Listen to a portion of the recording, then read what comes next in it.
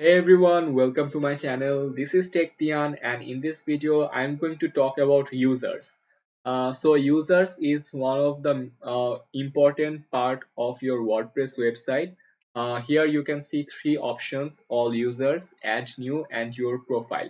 So I am going to click each one of them individually and opening them in new tab. So the very first one is all users. So here you can see all the users that's been using your WordPress website. So currently there is no other user but me. So I am the only user and I am the administrator here. So I am the administrator. I have one post. My email is this and this is. So I have the sole power of adding user or removing user. So this is how it gets so there's pretty much nothing to say, but I can just create a new user by creating this add new button.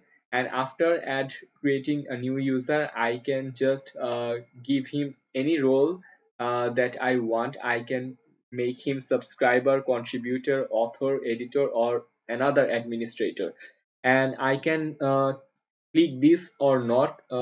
This basically says whether I the send the new user an email about their account or not. I can pretty much do a lot of things being an administrator. So I am not currently adding any new user, but you can you may have some questions about these roles, like what does subscriber means, what does contributor means, and what does these three means. So I will talk about these things in the future when I'm actually dealing with this.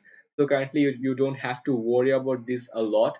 So this is just how you can add a new user.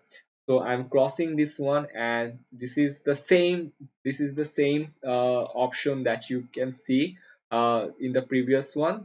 This is a shortcut mainly, so there's nothing to say about that either. And the last one is profile, and this basically gives me some options, some preferences that I like.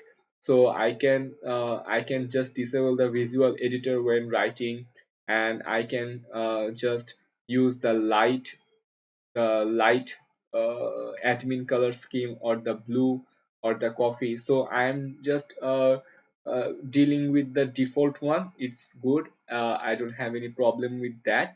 I can The username cannot be changed.